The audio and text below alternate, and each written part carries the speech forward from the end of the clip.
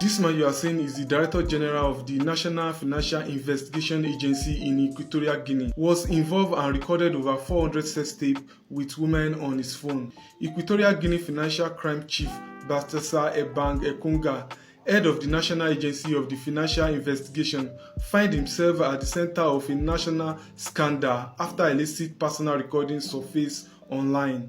The tape allegedly numbered over 300 persons that he has encountered with, some of who are reported to be married, including the wife of the presidential security head and his own brother's spouse. The video reportedly recorded in various locations, including in his office, hotel, public space, were found during a corruption probe. Ebang had initially been detained on allegation of corruption, but the investigation uncovered this recording on his personal device. Authorities subsequently leaked the footage, sparking widespread backlash. He is married and has 6 children.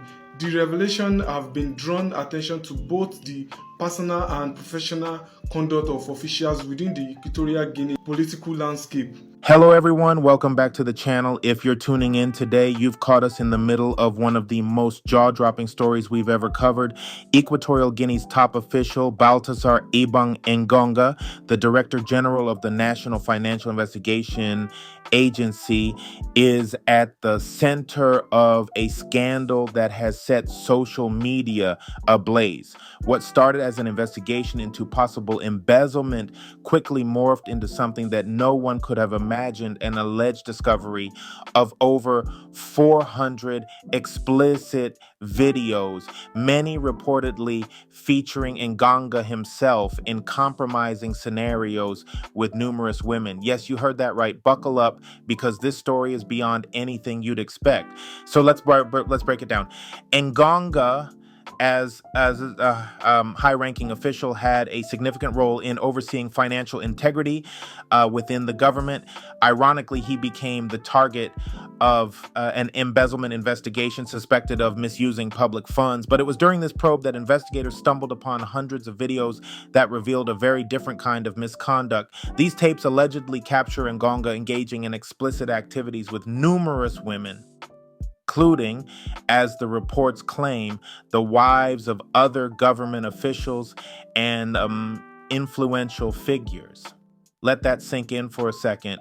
Wives of ministers, directors, and even some of his own colleagues. It's a discovery that's left families shattered, the government in turmoil, and citizens of Equatorial Guinea in disbelief. And it doesn't stop there.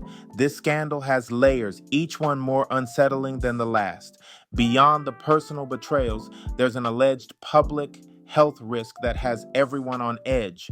Rumors are circulating that Engonga may have knowingly put others at risk, raising fears of potential disease transmission.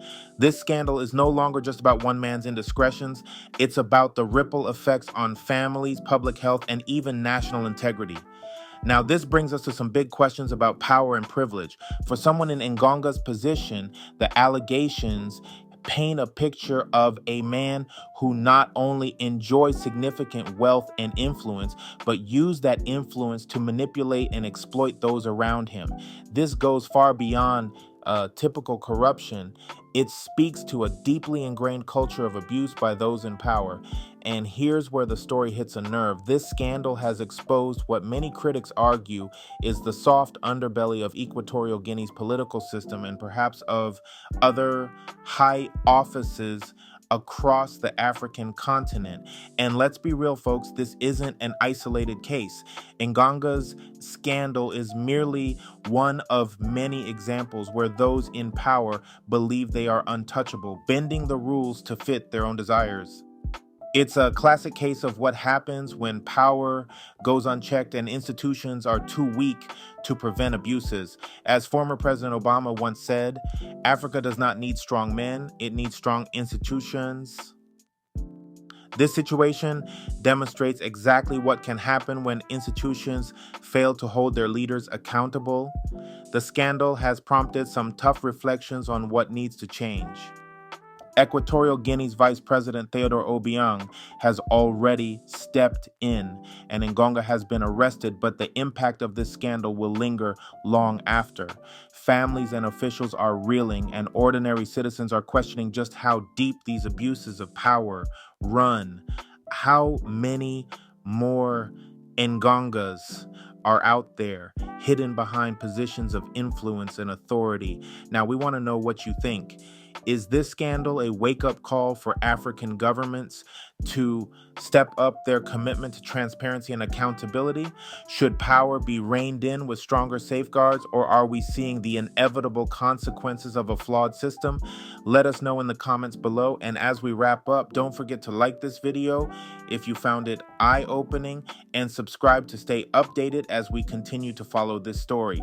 This scandal is a reminder of the deep-reaching consequences of corruption, not just for individuals, but for entire communities and nations. Stay tuned as we continue to bring you the latest updates on this unfolding drama. Thanks for watching, and we'll see you next time.